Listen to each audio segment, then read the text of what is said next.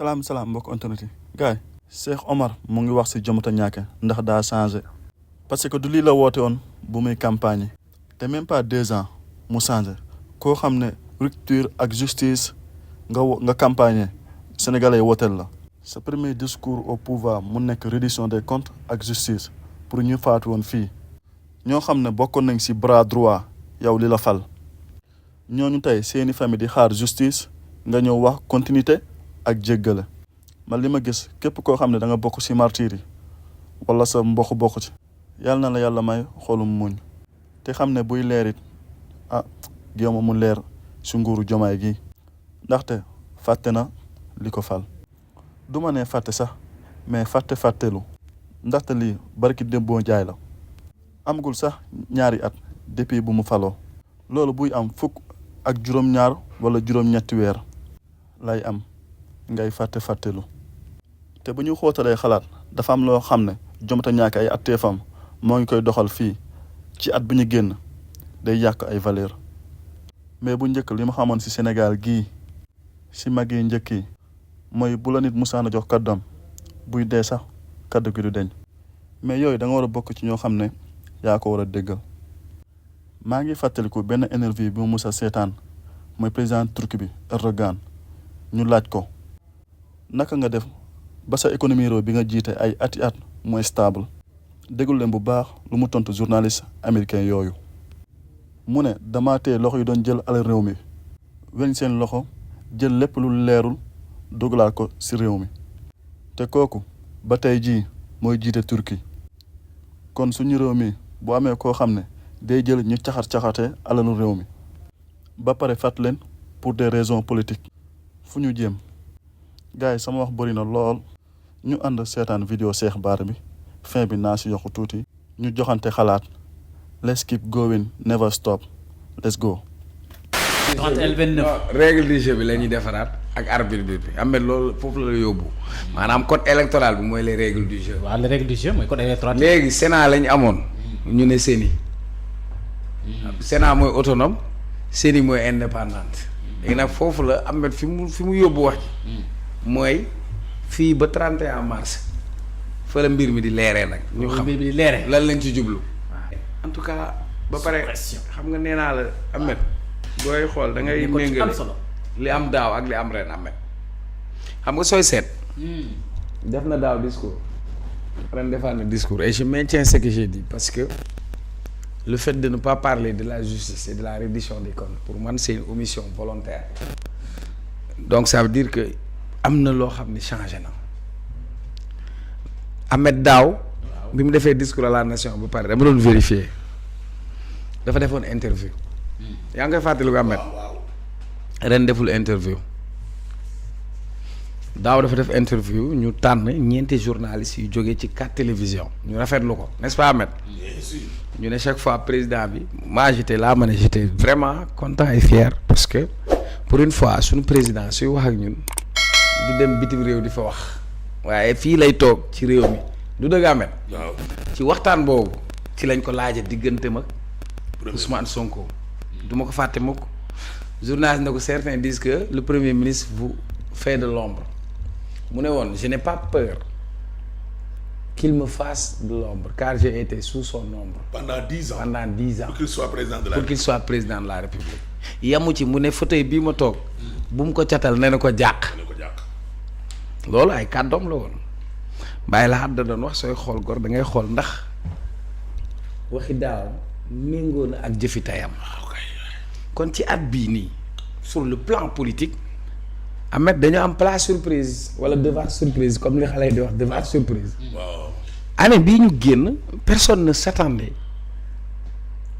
kenn mësul sóoraale ni dinañ dem ba naan Sonko ak Diomaye war nañu am problème.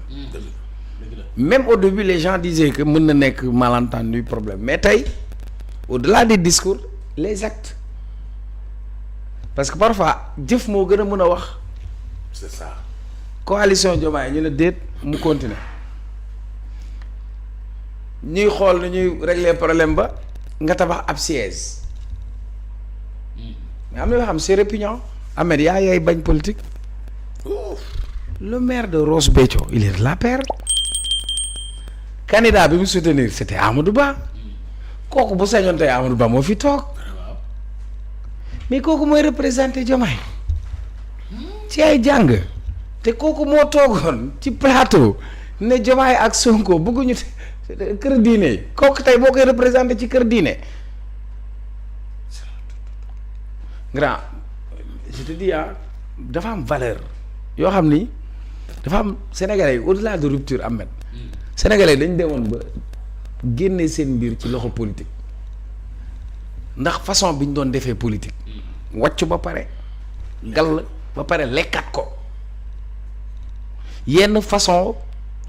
politique répugnante billaahi wallahi wa taala saa yu ma gisee kanamu Mimi Touré billaahi lazi Macky Sall laay gis ci moom mais dëgg la et les comptables du bilan de Macky Sall Ahmed l'a rappelé Mimi Touré moom moo nekkoon paaka bi ñu doon tëree gars yi di leen rey sur le plan politique c'est une vérité Mimi Touré moo fi nekk ministre de la justice dama la laaj Omar Sarr demal nga laaj Karim Wade va demander à Aïda Niong va demander à Samuel Sarr et autres c'est Mimi Touré ci loolu sax moo ko mayoon daraja ba mu nekk premier ministre cër bi ko Macky defal Diomaye du ko defal te mënu ko koo defal poste bi ko Diomaye joxaat Macky ko créé c'est une création de Macky musul am Sénégal musul am dans l'architecture institutionnelle de plus en plus pour man yaa ngi wàcc sa yoon Ahmed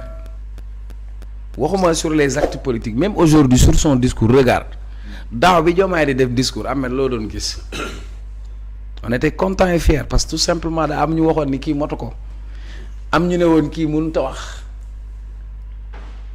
ren foo dugg carton rouge war nga xoolaat sa bopp diggante daaw ak ren foo doon dem ñu ne la bravo loo wax mu safee léegi yow récolté woo lool parce que tout simplement c'est légitimité gis nga Ahmed dafa am lu mu wax lu am solo il a parlé de 7 millions de Sénégalais mais les Sénégalais qui ont voté pour Diomaye ils n'ont pas voté pour les beaux yeux de Diomaye ah Ahmed non c'est Sénégalais Ousmane Sonko lañ déglu moom lañ jox bopp Sonko moo leen joxoon Diomaye mais nag am na loo xam ni bu ci wéyee pour man wàcc na yoon wi weesuwul li la fi teg ay nit ñoo dem reyante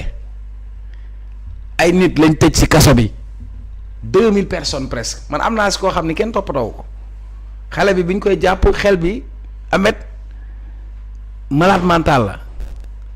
billaahi lazi ñu jàpp ko dugal ko ci kaso bi Ahmed ñu tëj ko 11 mois. beneen booy bi Alsaan bu Sonko ay waay yàllam la ñu yàq ces gens là ñooñ sax ñu ngi dund mais ñi faatu war nañ dem naan journée des martyrs war nañ toog fii di fàttaliku nga gis kii patt kii loxoom dañ pour man balaa benn acte bu mu waroon njëkk a posé loolu la waroon lijjanti beneen bi am na loo xam ne nous on part moi je pardonne pas ça je ne pardonnerai jamais ça monsieur. loolu mooy lan. non grand Covid bi fii hôpital Dalal Jàmm bouteille oxygène ça coûtait 700 000. bëri nañu seen waajur faatu parce qu'on n'a pas ces moyens. ce qui s'est passé dans la gestion de la Covid alalu réew mi ñu caxatee suufu réew mi ñu caxatee ñaata doomu Sénégal ñoo gisul seen bopp ci réew mi génn dem faatu yaakaar yàqee ko ñu jël yaakaar boobu teg ko seen kaw ngeen ñëw naan may waxu dialogue ak ay jubóog jubóole demal nga jubóo yow nga xool looy jubóo ku la ko sant yow balaa ngay régler problème jubóo ñun régler le problème lii on ne parle pas de règlement de compte mais c'est une exigence mais bu fekkee ni on rate la reddition des comptes pour man il aura trahi le projet pour lequel les Sénégalais l'ont élu c'est ça la gis nga wax day direct Diomaye mii ma gis daa soppeeku. de non li ma dégg ni discours am bi daf soppeeku teguñu la fi yow da nga ban infrastructure nga fi mën a def ci 2 ans yi ban infrastructure lañ la laaj dafa am loo xam ni mooy fondement les Sénégalais li leen boole ak Macky Sall du ay pont de Sénégalais li leen boole woon ak Ablaye Wade du da ngaa tabax ay infrastructure de c'est des questions fondamentales question de bonne gouvernance de transparence d'état de droit de liberté daa nag quand tu décides tu étais une victime mais la victime se retourne pour s'allier avec son bourreau ah nañ seetaan fu affaire yi di mujj mais kii li booy naan da ngaa trahir mafia lii ma gis nii ah. kaay ñoo ko déggandoo te dafa trahir mafia. gis nga yow mi may déglu boo joxoon dépense ci sa kër nga toog ba 4 heures ci ngoon añ wàccul ñu lay xelil kaasu ataaya loolu du tax sa xol bégg comme Cheikh Omar nu ma ko waxee ci suñu mag yi te yàlla na la yàlla defal jàmm te may la wér gu yaram nee na booy xool gor xoolal ci ñaar yi mooy kàddu démb ak jëfe tey ndax ngir yàlla kàddu gi bindal ma ko ci commentaire yi. boo gisee depuis bu mu tàmbalee dëngal te mooy jiite jubal jubanti wala ci message à la nation bi ñu génne nii carton rouge yi di génnee fu ne te wax na ci lu bëri pour réew mi ak jeunesse bi. carton rouge yi di yokk mu wax ci dund bi ñu wàññi terewul carton rouge yi di tuuru ndaxte du loolu la ñuy xaar ci moom. naam loolu lu baax la mais justice pour ñi faatu justice pour les martyrs ak reddition des comptes yi looloo tax ñu fal la. wala bale bi ñu ko joxoon ca Bignona lu muy njëriñ bale boobu symbole bi lan la mais bi loolu ak photo martyrs yi pour art la pour birom loolu lan lay signifier. président Diomaye dafa war a dem xool vidéo yi ñu ko filmé woon démb ak fu mu jaar yëpp ba yegsi fii tey lu mu woote woon rupture ak justice dañoo war a liggéey ci loolu surtout ci justice ñu bàyyi justice mu def liggéeyam. sama maam daan na wax ku jàppul sàcc daawati géej doo jàpp sàccu ren te ku toog ren am yëg sàcc daaw yi ñoo ngi ci président day am fit style. gaay léegi nag nañ toog seetaan fu ñu jëm. wax na ne commission adopté yi pare nañ seen liggéey ba dossier yi ñoo ngi ci taabulam mu ne réforme yi ñu war a indi nañ ko indi fii ak 3 weer loolu mooy fii ba fin du mois de mars nañ toog di seetaan ba boobaa. gaay boo leen amee loo leen ci yox bi leen ko ci commentaire yi ñu yokkante xalaat abonné leen ba beneen vidéo ak beneen jàngat incha allah.